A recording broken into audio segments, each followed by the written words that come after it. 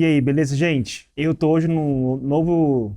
Como é que fala? Eu tô num novo cenário, né? Na verdade, eu tô no escritório da nossa empresa. A gente tem um escritório agora. E eu resolvi gravar aqui, não porque eu quero transformar aqui num cenário fixo. É porque vai haver muitas variações de locais de eu gravar as coisas. Porque, por exemplo, às vezes eu tô em casa, quando eu não tenho que fazer muita coisa criativa, em que tem que só... meio que só gerenciar arquivos, ou escrever algumas coisas de planilha, algo que não mexe muito com criatividade, eu escolho trabalhar em casa. Mas, por exemplo, como a gente tem que, às vezes, mexer com criatividade, falar sobre estratégia, falar sobre coisas da empresa, eu gosto de vir para o escritório porque eu tenho um foco um pouco maior, sabe? Essa coisa de sair um pouco do ambiente que você tá, que te dá gatilho de procrastinar, né? E o outro fator também é que eu tava começando a criar, sabe, aquela desculpa da seguinte coisa. Eu gravei lá em casa, poxa, eu devo gravar em casa também. Só que quando eu falei isso, eu não sei se é coisa do universo, não sei qual que é a sua posição religiosa, mas eu tenho uma coisa e quando eu falo que eu quero fazer algo, quando eu quero fazer alguma coisa, parece que tudo culmina para não dar certo. Problema de família ali, problemas de outras coisas pessoais ali, crises existenciais, às vezes dá uma crise de ansiedade e você acaba não gravando e você usa isso como desculpa. Então eu tô tentando sempre poder gravar em um lugar onde que dá, sabe? Eu não sei se, por exemplo, eu posso gravar na rua, enfim, em algum outro ambiente, tá? Como sempre tô com a minha colinha aqui de coisas que eu anoto, eu acho isso muito importante pra mim. Não porque não é roteiro, são tópicos de coisas que eu pensei durante a semana pra falar, que passa na minha cabeça, coisas que eu falo na terapia. Mas primeiro eu gostaria de agradecer aos comentários que teve lá no vídeo que saiu. Eu tava com uma expectativa não muito alta, sabe? Meio baixa, assim. Então eu tô gravando do jeito que dá, deixando meu pensamento fluir, deixando meus sentimentos passarem aqui pra vocês, coisas que eu tô passando, pensando, refletindo sobre. E é algo que eu gosto, né? E como eu falei, eu quero fazer algo simples, mas que eu sempre gostei de fazer, né? E tentar não se espalhar fatores demais. Mas obrigado pelos comentários, sabe? Dá uma força de vontade de continuar. Eu vi que a Babi lá comentou. Obrigado, viu, Babi, pelo comentário. Você não sabe como isso mexe muito com a gente, né? Que faz a gente muito bem. E o Arnon também. O Arnon é um amigo de longa data, de vários projetos que nós já fizemos juntos. E, assim, foi muito legal. O Carlos Rafael também, ele faz parte muito da minha trajetória de construção de canal de YouTube, de projeto que nós já fizemos juntos quando a gente estava começando. Isso é legal porque eu vejo que, por mais que o canal aqui tá meio parado, tem algumas pessoas que assistem, né? Então isso é muito legal também. E nesse vídeo também eu quero falar sobre enjoar de algumas coisas. Eu sou uma pessoa que, se eu não tomar cuidado, eu enjoo muito fácil. A coisa acontece pra mim, eu vejo aquela novidade, eu crio um hiperfoco surreal de querer fazer aquela coisa, aprender, estudar sobre, mas se eu não tomar cuidado, eu enjoo muito fácil. E aí eu fico frustrado porque eu enjoei, fico estressado porque na minha cabeça fica assim, porque eu perdi tempo aprendendo, ouvindo vídeo sobre aquilo, sendo que não estou executando mais. Então eu fiquei pensando em algumas coisas calma, olha só. Eu tô tentando fazer tipo roteiro, tá vendo? Isso é um problema. Eu tenho que tentar ser mais natural, eu tenho que tentar... não é forçar a ser natural, eu tenho que parar de ficar pensando muito em roteirizar. Isso é um hábito que eu tô tentando destruir, viu, gente? Então é um pouco difícil. Mas sobre enjoar de algumas coisas, vamos lá, deixa eu separar em relação de músicas. Por exemplo, cara, eu gosto muito de Djavan. Não todas as músicas do Djavan. Sei lá, eu não sou aquele fã que sabe todas as músicas. Mas, por exemplo... como minha mãe escutava um pouco de Djavan, então eu gostava muito da música, da letra, da mensagem que a letra tem. Eu acho um pouco viajado algumas coisas que ele fala, mas a música é bonita, sabe? Ele cantando é bonito. Então eu sempre tive vontade de aprender as músicas do Djavan. Eu toco violão, sim. Eu toco violão há bastante tempo. E depois do violão migrei pra guitarra, só que eu intercalo entre violão e guitarra. Não sou profissional, não sou mega blaster, eu sei aquelas notas de sobrevivência, então. Eu sei aquelas notas de sobrevivência. Só que quando eu me deparo com as músicas do Djavan, eu tenho uma dificuldade muito grande de decorar a sequência das cifras que ele tem. As notas são muito difíceis, cara.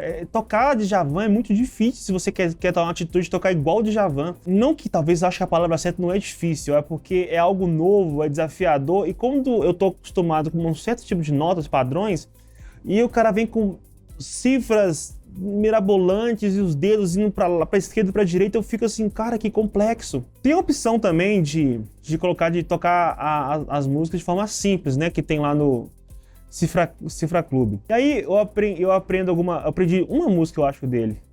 Aquela do... Esqueci o nome aqui agora, tá? Eu não vou procurar, mas chama... Que eu começo que é Um Dia Frio, um bom lugar pra ler um livro. Poxa, é muitas notas.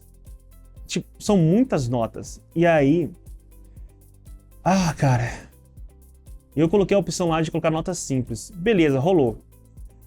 Só que parece que eu sinto que falta algo, sabe? Daquela complexidade das notas dele. Beleza, o som sai, a música fica legal, só que eu tenho dificuldade de decorar a música. Só que eu tô com dificuldade de decorar a cifra. Eu não sei aonde aconteceu no ponto da minha vida em que eu tinha um pouco de facilidade de decorar as notas, as cifras, sabe? Só que chegou todo um ponto hoje que eu não consigo. E eu não encaro isso como fraqueza, não. Eu acho que é bom admitir isso, que eu não consigo. E eu me perco, sabe?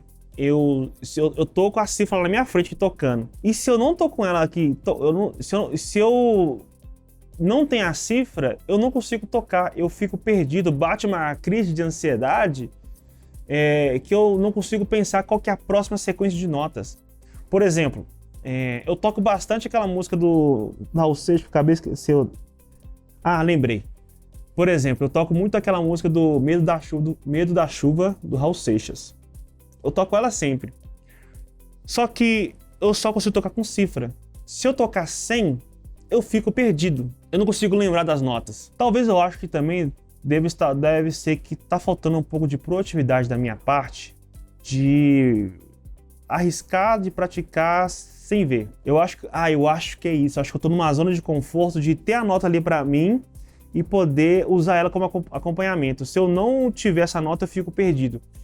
Cara, eu acho que eu tenho que fazer isso. Eu acho que eu vou tentar... Por exemplo, a música Medo da Chuva, do Raul Seixas, ela é fácil de tocar. Eu acho que vou praticar, tentar tocar ela sem as notas, sem as cifras, para ver se eu consigo quebrar essa zona de conforto de ter sempre um guia para mim. Porque eu acho que isso acontece comigo. Eu acho que essa parada leva para outros setores da vida, né? Eu não quero tentar ser um coach aqui não, mas eu tenho a sensação que é isso também, né? Que as cifras a gente... Assim como na vida, a gente normalmente precisamos de um guia, né? De um guia para seguir algumas coisas. E quando não tem um repertório, um roteiro, você fica meio perdido, né? Então a crise de ansiedade vem e você não consegue pensar direito. E isso tá acontecendo aqui nesse exato momento, tá? Eu tô tendo uma crise aqui não é crise, mas tá gerando um pico de ansiedade em mim, em que eu quero falar o assunto, aí eu falo tanto que eu tô perdendo o ar aqui, ó, aí eu tenho que parar um pouco, respirar, para voltar ao assunto. E aí, se eu faço isso, e se eu fico com essa falação e a respiração vai segurando, aí que eu percebo que eu como as palavras, falo rápido demais e não consigo concluir um raciocínio. Então esse é um dos desafios que eu tenho também, de tentar respirar um pouco mais para falar as coisas. E aí, voltando ao assunto da música, né? Então, quando eu chego nessa questão de talvez não conseguir decorar a letra, ou decorar a cifra, eu fico enjoado e não quero tocar mais, porque eu não sinto prazer em tocar mais. Olha só, não tocar mais violão, mas tocar aquela música. Eu fico frustrado porque eu quero tocar, mas bate aquele sentimento de estou enjoado, não quero mais, e bate o sentimento assim, poxa, eu queria ter continuado. Então eu tenho esses picos de ciclos de eu quero, enjoo, me arrependo e quero voltar a fazer. Só que nessa querer voltar a fazer, esse processo de voltar a fazer, eu acho que vai criando muitas barreiras. Eu não sei se é a vida, eu não sei se no meio desse caminho surgiu outras coisas para fazer, de trabalho, empresa, etc. E vai ficando por fora. Isso vai me frustrando. Porque violão, pra mim, ele é um hobby. Tem um vídeo que eu assisti de um cara, acho que chama Brandon. Eu tô gostando muito do canal dele, sabe? Ele fala sobre cinema. Ele fala sobre isso, tipo, da gente ter um hobby que a gente não queira usá-lo como renda, pra ganhar dinheiro, pra trabalhar, assim, sabe? E gravar vídeo é um hobby, só que sem aquele, não sei explicar pra você, mas aquele fuzuê de edição e tal, pra não gerar muito trabalho. Então o violão ele me encaixa muito nisso pra mim. E eu quero voltar à essência de tocar violão como um hobby, não como algo pra ganhar dinheiro, pra aprender. Ai, eu aprendi a tocar violão, quero fazer um curso de como tocar violão básico pra ganhar dinheiro. Não, eu não quero. Só quero, tipo, tocar e eu quero fazer isso pra Maria Júlia, assim, sabe? Eu tenho muita vontade. Teve um dia que a gente tava... A Maju tava com muita dificuldade de dormir. E nesse dia ela nem dormiu também, tá? Só que eu peguei o violão, fiquei tocando pra ela, acho que durante 1 hora. Ela tava no berço, né? Super agitada, mas aquela agitação do tipo, no berço, mexendo no berço toda hora, assim. E aí eu comecei a tocar violão pra ela, e ela via tocando violão e ficava querendo pegar na corda, querendo tocar violão comigo. E eu vi que isso é muito bom pra ela. Não foi só esse dia específico, tá? Que eu toquei pra ela, mas outros dias que eu tocava violão, na sala, por exemplo, ela ficava olhando pra mim, ficava segurando as cordas, sabe? E eu percebo que pra mim isso é importante. É uma coisa que eu tava falando em terapia, com a minha psicóloga, que ela me deu uma visão muito interessante de algo que eu sabia, mas talvez eu tava precisando ouvir de outra pessoa. Eu preciso criar vínculos diferentes da Vanessa. Não pode ser um vínculo parecido. Lógico que tem alguns vínculos que tem que ser iguais, que, né, pra criança lembrar, mas tem que ter um vínculo que ela vai saber que, tipo assim, só meu pai faz. Um vínculo e um vínculo do que só minha mãe faz. Então, isso é um dos pontos. Foi outras paradas sobre vínculos que nós conversamos na terapia, mas esse é um vínculo muito específico que a gente estava conversando. A gente não está falando sobre esse vínculo de violão, tá? Mas nós estávamos falando sobre vínculos que têm que ser feitos e conversando com vocês aqui agora, me deu um gatilho de lembrar que esse é um vínculo que talvez eu possa criar. Não que eu possa, que eu tenho que criar. No tipo dela falar assim, poxa, meu pai tocava violão pra mim. Sabe por que eu falo isso? Eu tenho uma lembrança muito grande da minha mãe quando eu tava passando mal. E aí, ela lia livros pra mim. Eu não sei quantos livros ela já leu, mas eu tenho uma lembrança de um específico, que é A Verdadeira História do Lobo Mau, A Verdadeira História dos Três Porquinhos, acho alguma coisa assim. É emblemático pra mim, que eu sempre lembro dessa história dos Três Porquinhos. Eu vou fazer o seguinte, eu vou passar um trecho aqui, desse tempo. Por quê? Por que eu tô falando que eu quero passar esse trecho? Porque eu senti vontade que ela gravasse esse áudio pra mim, pra eu mostrar pra Maju um dia. E aí no meu hiperfoco ela gravou esse áudio, só que eu fiz umas edições bem legais, assim, de áudio, sabe? De efeito sonoro. Então, assim, eu vou colocar esse texto aqui agora pra vocês. Se você quiser escutar, escuta, tá? Eu acho que seria interessante você usar um fone, pra você escutar bem legalzinho. Talvez esse áudio vai pro Spotify, tá? Só dessa contando a verdadeira história e pra vocês escutarem essa história. A Verdadeira História dos Três Porquinhos.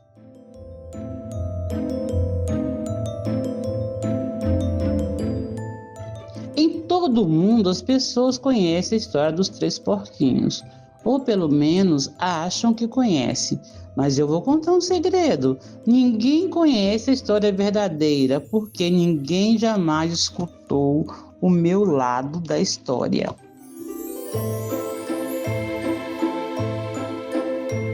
Eu sou o Lobo, Alexandre Ter Lobo. Pode me chamar de Alex. Eu não sei como começou todo esse papo de lobo mau, mas está completamente errado. Talvez seja por causa de nossa alimentação. Olha, não é culpa minha se os lobos comem bichos engraçadinhos, como coelhos e porquinhos. É apenas nosso jeito de ser. Se os cheeseburgers fossem uma gracinha, todos iam achar que você é mau.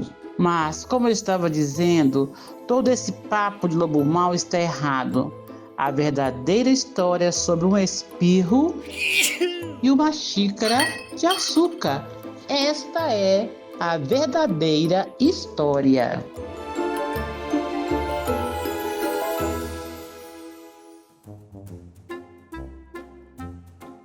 No tempo do Era Uma Vez, eu estava fazendo um bolo de aniversário para minha querida e amada vovozinha. Eu estava com resfriado terrível, espirrando muito.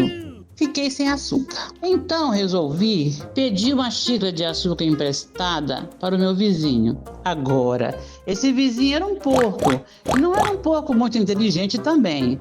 Ele tinha construído a sua casa toda de palha. Dá para acreditar? Quero dizer, quem tem a cabeça no lugar não constrói uma casa de palha.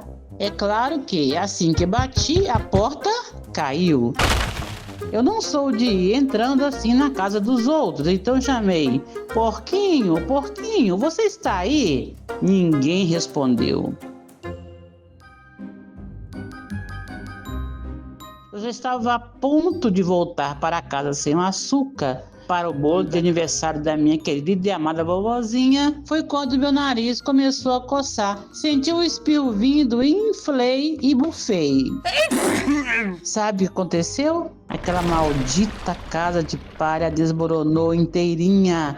E bem no meio do monte de palha estava o primeiro porquinho, mortinho da Silva. Ele estava em casa o tempo todo. Seria um desperdício deixar um presunto em excelente estado no meio daquela palha toda. Então eu comi. Imagine um porquinho como se ele fosse um grande cheeseburger dando sopa.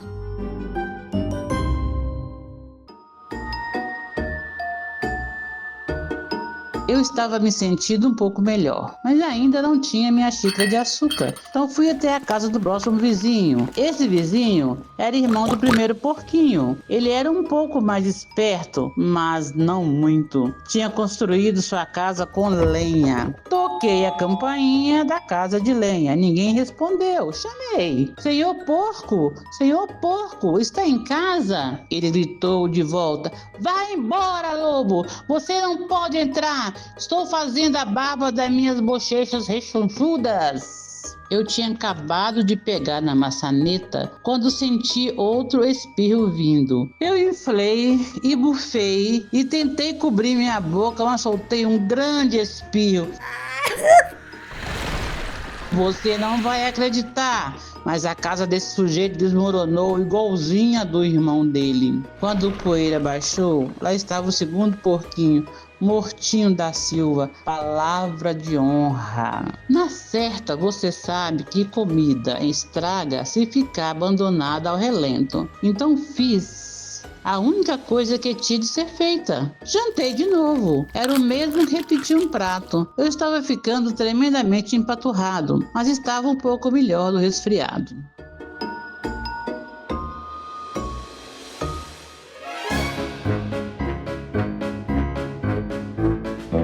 E eu ainda não conseguira aquela xícara de açúcar para o bolo de aniversário da minha querida e amada vovozinha. Então, fui até a casa do próximo vizinho. Esse sujeito era irmão do primeiro e do segundo porquinho. Devia ser o crânio da família. A casa dele era de tijolos. Bati na casa de tijolos. Ninguém respondeu.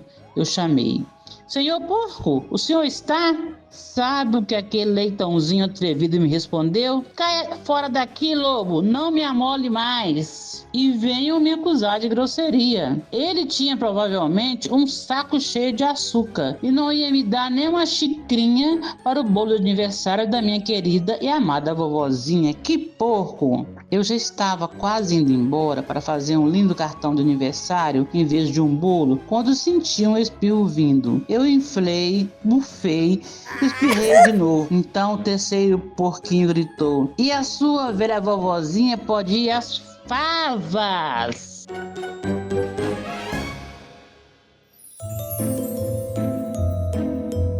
Sabe, sou um cara geralmente bem calmo, mas quando alguém fala desse jeito da minha vovozinha, eu perco a cabeça. Quando a polícia chegou, é evidente que eu estava tentando arrebentar a porta daquele porco. E todo o tempo eu estava inflando, bufando, espirrando e fazendo uma barulheira. Tive azar. Os repórteres descobriram que eu tinha jantado os outros dois porcos e acharam que a história de um sujeito doente pedindo açúcar emprestado não era muito emocionante. Então enfeitaram e exageraram a história com todo aquele negócio de bufar, assoprar e derrubar a sua casa. E fizeram de mim o lobo mau. É isso aí. Esta é a verdadeira história. Fui vítima de uma armação, mas talvez você possa me emprestar uma xícara de açúcar. Bem legal, né? Essa história é muito ela é bem diferente de todo outro tipo de história que existe. Mas voltando ao assunto, por que eu acho a relação de vínculo da minha mãe? Porque o fato dela ler pra mim, eu tenho essa lembrança, esse vínculo.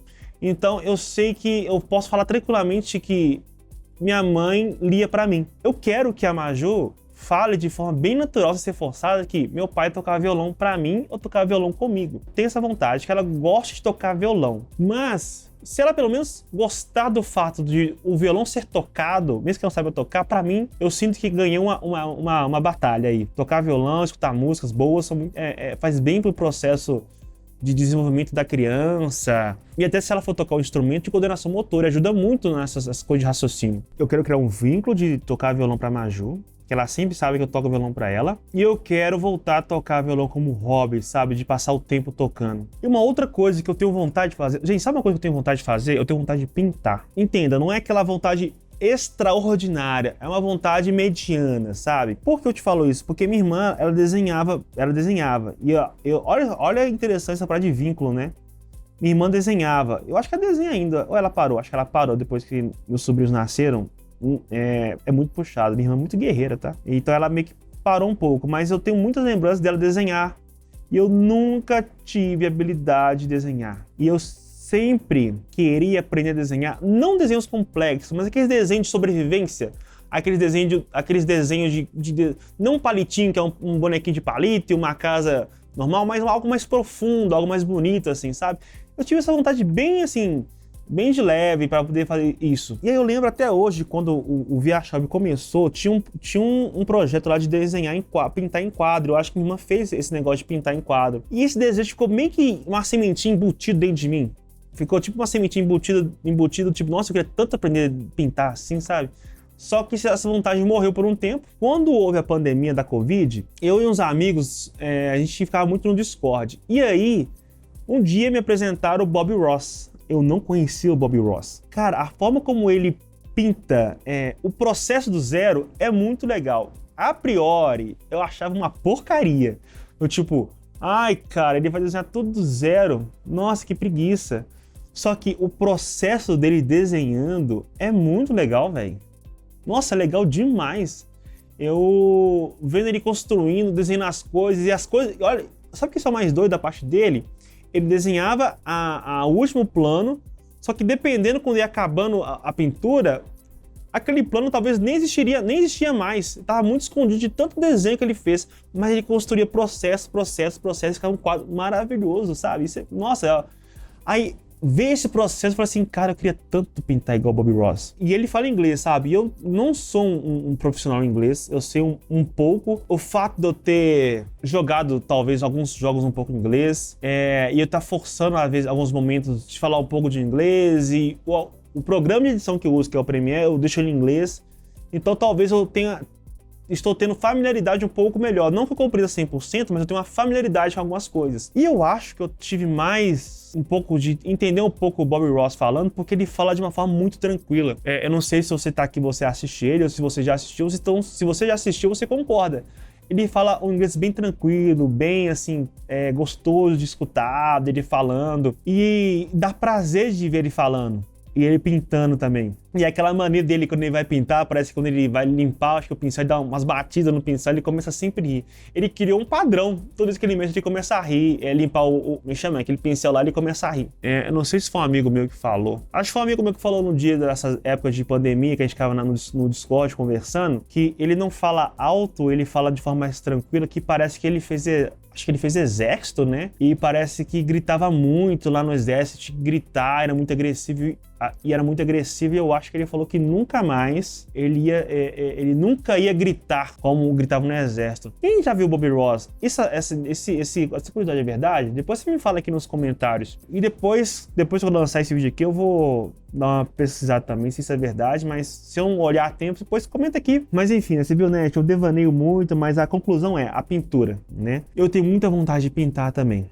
Eu quero muito pintar. Mas eu sei que as coisas são aos poucos. Primeiro eu quero mexer um pouco com o violão, mas depois eu quero ter esse prazer de pintar. Aqui no escritório tem espaço. Eu não sei se eu posso fazer um lugar aqui de recreação, aqui para ter um lugar para pintar também.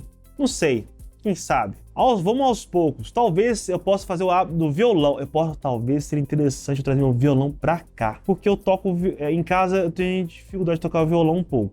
Mas se eu trazer pra cá, pro escritório, que eu fico aqui muito no escritório raciocinando, pensando, trazendo o violão pra cá, eu acho que talvez eu consiga, no momento que o vídeo tá renderizando, ou que tô esperando a resposta de um cliente, eu venho cá tocar um violão pra relaxar. Olha! Gente, gravar vídeo tá sendo muito bom, que aos poucos eu vou entrando em umas conclusões que eu nem pensava que eu podia entrar, sabe? E falando também sobre o escritório, a gente também sentiu a necessidade de a gente ter um escritório, sabe? Eu e o Bruno, a gente percebeu.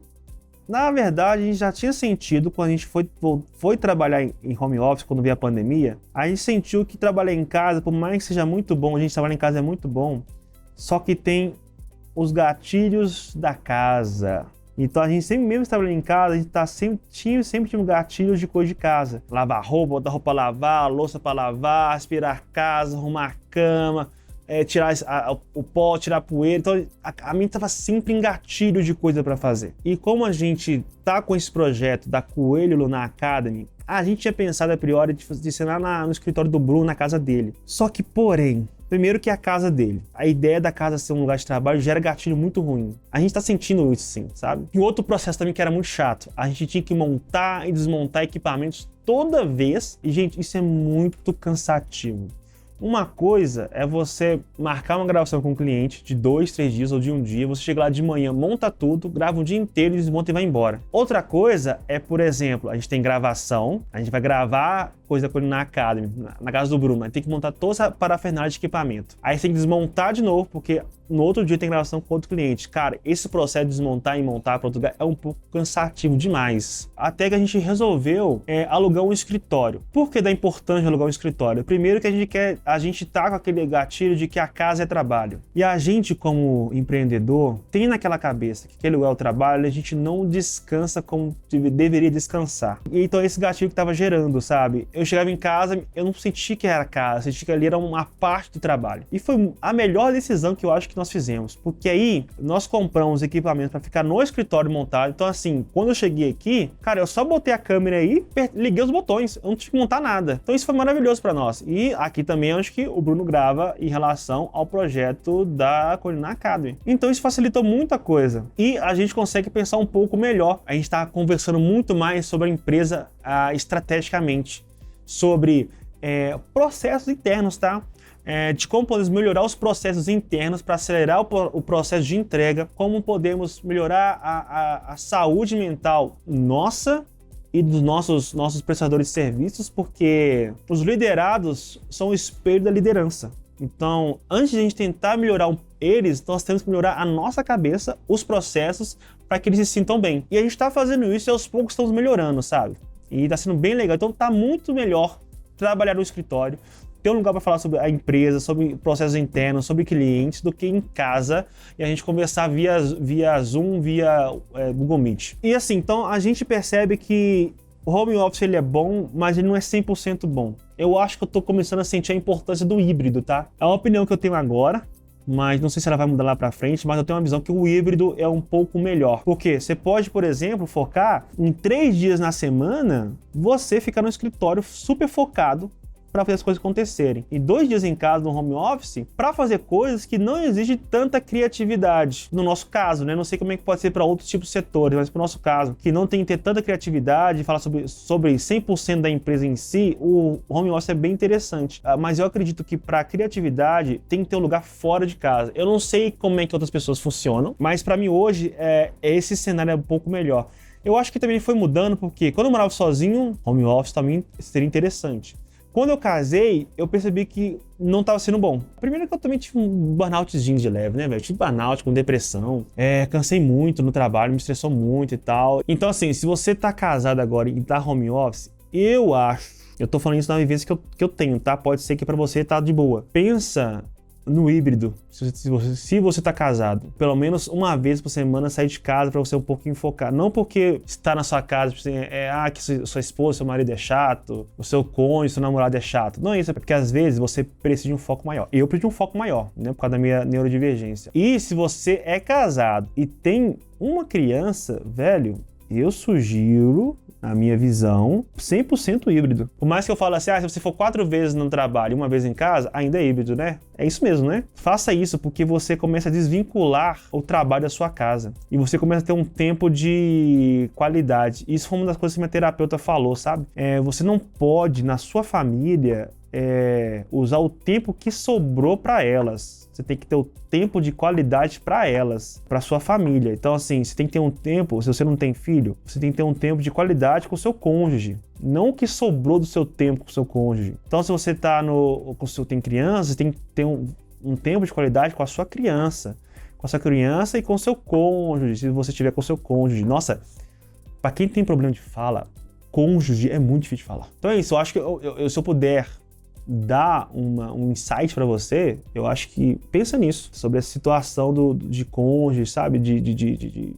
O ato do híbrido, o ato de home office, pensar um pouco sobre isso e dar um prazo, sabe? Parece bobeira, parece coisa de coach, mas quando você começa a trabalhar esse tipo de situação, você começa a ver as possibilidades de melhoria na sua saúde mental. Que a primeira coisa é você estar desvinculando a sua casa do seu trabalho. E não, lógico, não tem como fazer isso de uma vez, mas é um pouco melhor. E trabalhar em casa, vocês vão concordar comigo que existe muito estímulo de coisa de casa para você fazer. Se você não tem condição de pegar uma pessoa, né, que faz serviço de limpeza na sua casa, você é o cara que faz isso. É muita coisa, então é muito estímulo. Então isso você acaba no meio... Todo mundo... Gente, isso aqui...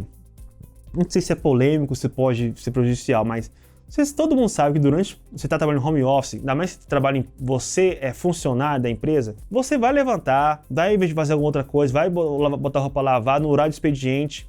Entre aspas, você não tinha que estar fazendo isso, não é? Não é isso que não é quem é CLT, você não tinha que estar fazendo isso. Você vai fazer isso. Isso vai fazer com que você não concentre 100% no seu trabalho. É lógico que o home office ele é muito facilitador mesmo, tá? Minha irmã tem 2 filhos, eu tenho 2 sobrinhos e para minha irmã é muito melhor estar home office mesmo. Eu torço muito para que ela consiga ter condições de ter uma pessoa de limpeza para ela, para poder arrumar a casa, porque ela e o marido dela fazem tudo, né? Quando o meu cunhado, ele trabalha o dia inteiro fora. Olha que loucura, ele trabalha o dia inteiro fora, chega em casa lá para 18 horas, se eu não me engano. Minha irmã trabalha em casa o dia inteiro.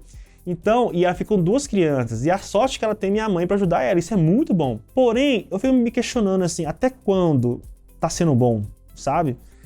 Não quero que seja errada, tá? Mas eu me questiono, eu acho até quando está sendo bom. É muito estímulo na casa, e tem as crianças também, então aquele alerta de cuidar das crianças. Beleza, eles vão pra escolinha, mas mesmo estando na escolinha, ela tem um gasto da casa. Então eu torço muito para que ela consiga lidar melhor com isso, conseguir alguém para ajudar ela a limpar essas coisas na casa dela. Esse trecho aqui agora eu falei muito sobre trabalho home office, né? Mas é uma coisa que para mim funciona, para minha situação, para minha realidade. Você tem que analisar se para sua realidade funciona.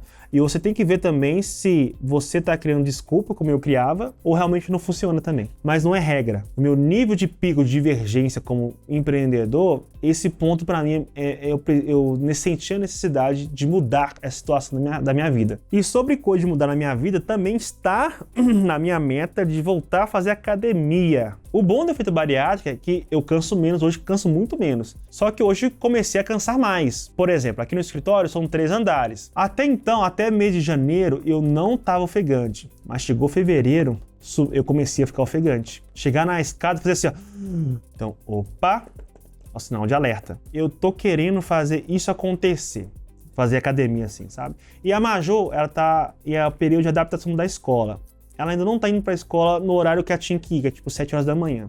Mas, a partir do momento que ela for começar a ir pra escolinha 7 horas da manhã, porque qual que eu quero criar uma rotina na minha mente? 7 horas da manhã, levo a Majô pra escolinha, da escolinha vou pra academia e da academia vou pro escritório, porque pasme, a academia aqui é praticamente uma rua abaixo aqui do meu escritório. Então dá pra fazer isso. Vou pro escritório, lá tem lugar pra tomar banho, tomo um banho e venho trabalhar. Eu quero criar essa rotina. A Maju tá indo agora pra escolinha, tipo, 10 horas da manhã. A ideia é que semana que vem ela começa em 9 e subir um pouco mais.